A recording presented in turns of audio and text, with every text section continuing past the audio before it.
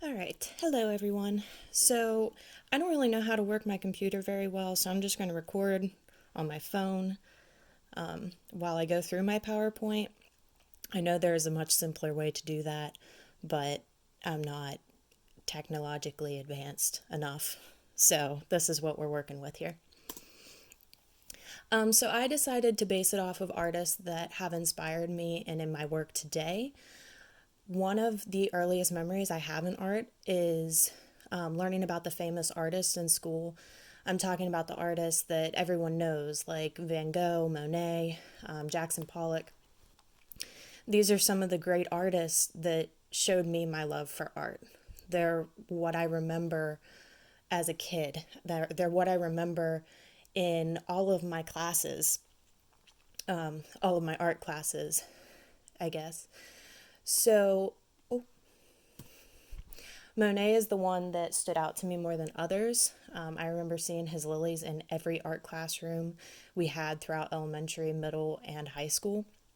And he gave me my appreciation for my favorite art movement, Impressionism.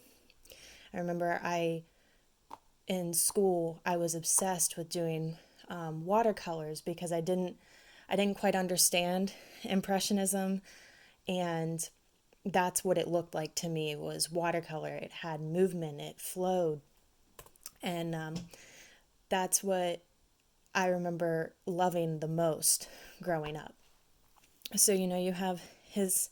I have some water lilies here that he painted, and they're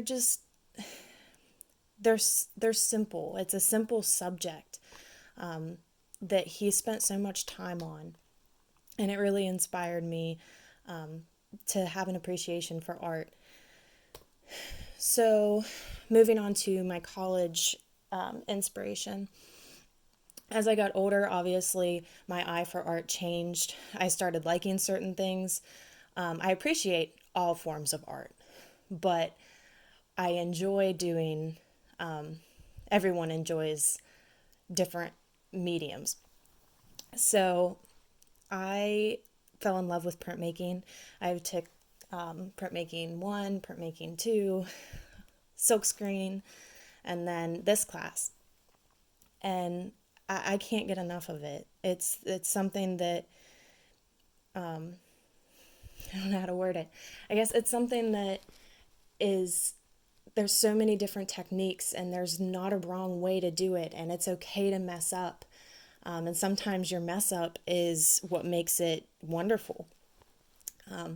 So moving on, one of the artists that inspires me is Katie Edwards. She actually showed me conceptual art. It's not something that I was really fond of before, but she combines printmaking with silhouettes to create fun and colorful pieces. So, in some of her pieces, and I'll flip through a couple times, but you can see the amount of color she uses. And even, this probably wasn't intended, but it makes it more unique. But in all of her pieces, she has these like pops of color that are outlined with black, or, the silhouette of buildings or birds, or, the paintbrush. And I really enjoy that. I like something simple like this piece here. It's very simple. And I enjoy the just random pops of color. It's it's very calming, and I appreciate her work a lot. Ooh. Okay. And now on to my senior show inspiration. It's very important to me right now, especially with everything going on. I had to completely change my senior show a month before, the deadline. So I'm mildly freaking out. But my sophomore year of college, Martina had us do an assignment in drawing three that was using ballpoint pens. We had to draw a brick building using just ballpoint pens.